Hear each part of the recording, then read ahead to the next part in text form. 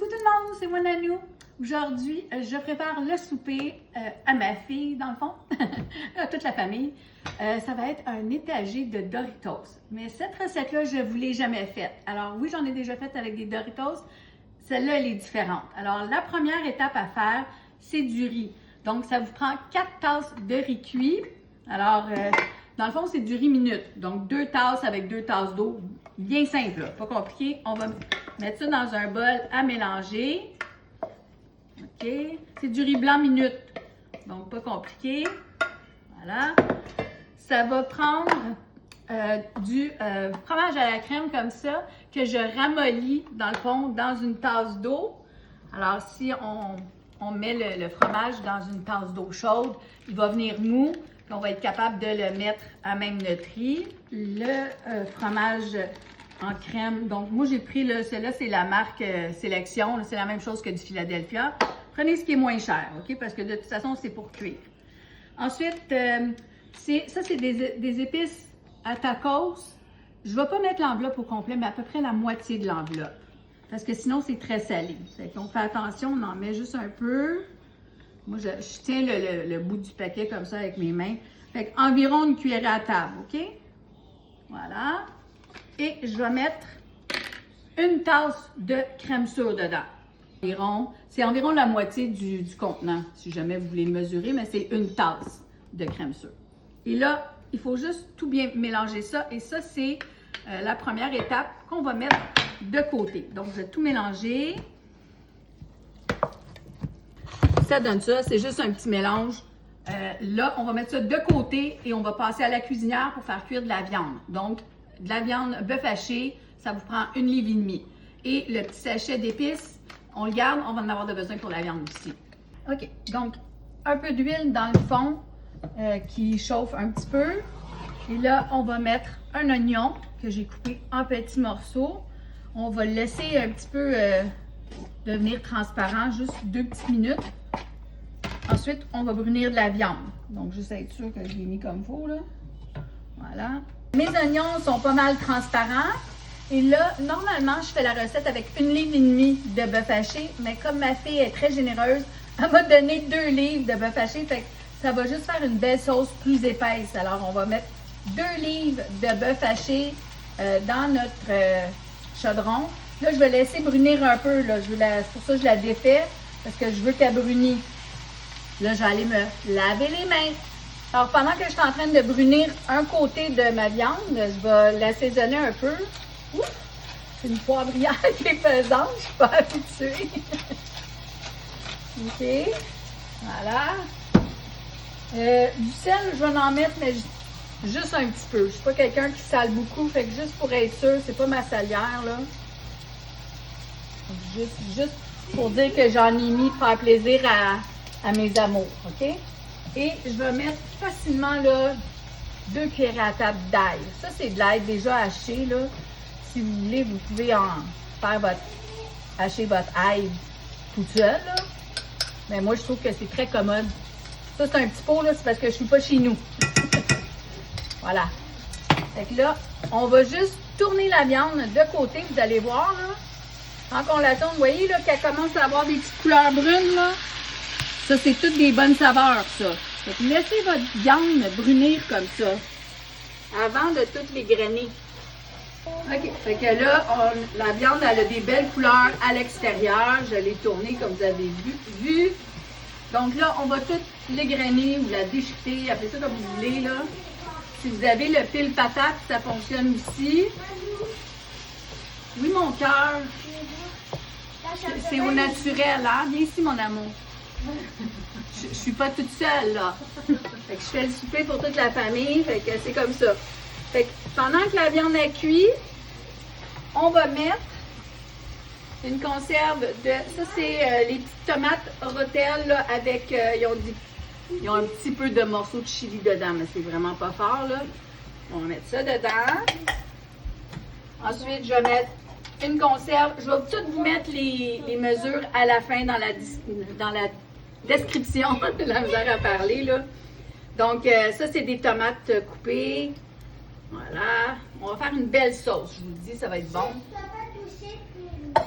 On va mettre Ça, c'est coulis de tomates. Donc, il y a toutes sortes de coulis de tomates sur le marché. Celle-là était moins chère. Donc, on va mettre la bouteille au complet.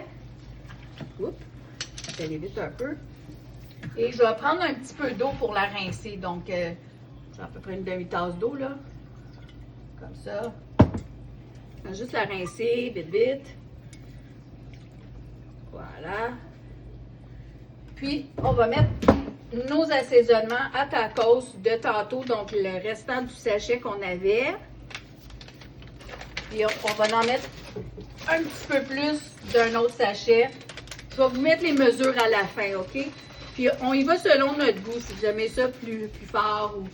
C'est pour ça que je ne sale pas, je trouve que ces épices-là sont assez salées. Fait que là, tout ce qui reste, c'est de tout laisser la sauce épaissir un petit peu et cuire, dans le fond. Fait que quand la viande elle va être cuite, là, on va aller à l'assemblage. Puis après ça, c'est vraiment pas long. Fait que là, on va préparer notre étagé. Donc, on a notre sauce, notre mélange de riz fromagé. Alors, la première chose qu'on va faire, c'est de mettre notre belle sauce. Je ne sais pas si vous la voyez bien, là. On va en mettre un peu partout dans notre casserole. Donc, c'est une casserole environ 9 par 13 là, pour une famille. Pleine de bonne viande. Voilà. Une autre de plus. OK. Maintenant, on va mettre notre mélange de riz fromagé, comme je vous ai dit. On en met un petit peu partout, là. Ça ne va pas s'étendre super bien, fait qu'il faut faire des petits coups de cuillère un peu partout. OK? Toi, mon petit amour, si tu veux-tu ouvrir le sac pour Nanou? Donc, après notre étage de riz, j'essaie de tout le mettre, là, mais... OK. Fait que là, mon petit amour, il va me donner des Doritos. On va aller un petit peu plus vite que ça, OK? Fait que, on peut les écraser, mais c'est pas nécessaire. Fait que pour aller vite, on fait une étage de Doritos. Et pour les gens qui aiment ça, c'est un bon petit repas. Facile à préparer. Ah, c'est chaud, hein? Tu t'es brûlé? Non. OK. Fait on en prend la moitié du sac. Ça, c'est le sac format familial. Ensuite, la prochaine étape, c'est du fromage. Donc, j'ai acheté le fromage Tex-Mex. Format familial aussi. La marque Sélection, juste parce que c'était en vente cette semaine. Donc, on met du fromage tout partout. Tu veux manger un morceau de fromage, mon amour? OK. Simple comme ça. Là, j'essaie d'aller vite, là. C'est pas nécessaire d'aller super vite à la maison. On essaie de pas trop en mettre à terre. Voilà. Et là, on finit avec une autre étape de sauce. Donc, le restant de votre sauce, vous en mettez tout partout dessus. On est rendu, la sauce est toute mise dessus. Là, on va prendre les Doritos, mais on va les casser en petits morceaux. Juste pour faire un petit croustillant à la fin, tu le mets dans ta bouche. Si ça tombe à côté, tu peux le mettre dans ta bouche. Voilà. Puis même si c'est pas super égal dessus, c'est pas grave, c'est juste pour faire beau. C'est la fin. Comme ça. Bon, le plancher, il en a mangé aussi. Voilà. Et on va mettre du fromage, encore une fois, un peu partout. Ma fille, elle va m'en vouloir parce que son plancher va être très sale, mais bon. Au moins, elle n'aura pas besoin de faire son souper ce soir. Et voilà. Et là, on va mettre ça 350 dans le fourneau, environ une demi-heure. Dans le fond, on veut juste tout réchauffer, faire fondre le fromage et le fromage qui est dans le riz aussi.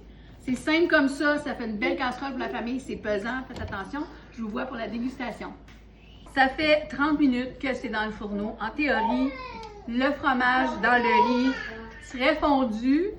Alors, je vais me prendre une portion. Moi, je vais aller dans le milieu parce que c'est moi qui l'ai fait. C'est bon dans le milieu. C'est très chaud, comme vous voyez. Il n'y a pas juste moi qui a faim, il y en a une autre qui a faim aussi. On va mettre ça dedans. Puis là, vous pouvez l'accompagner de ce que vous aimez. C'est un plat à saveur mexicaine ou mexicain. Donc, moi, j'aime bien la salade coupée, donc la petite iceberg. Je vais en mettre un petit peu sur le dessus comme ça. Vous pouvez mettre des oignons. Excusez le bébé. De la crème sûre. Vous pouvez en rajouter un petit peu sur le dessus. Oups, ça va tomber à côté, on en remet. Voilà. Et pour ceux qui aiment de la petite sauce piquante, vous pouvez en rajouter un filet par-dessus. Moi, mes gendres aiment ça plus piquant, alors je l'ai sorti pour eux. Donc, juste pour vous montrer rapidement ce que ça donne à l'intérieur. Je ne sais pas si vous voyez, là. C'est excessivement chaud. Voilà. Fait que juste une petite bouchée vite faite, là. Pour faire plaisir à mes abonnés. Fait que je vous le dis, si vous avez un souper de famille à faire, il y a beaucoup de monde ici. Santé tout le monde. J'espère que vous allez l'essayer et m'en donner des nouvelles. Bye!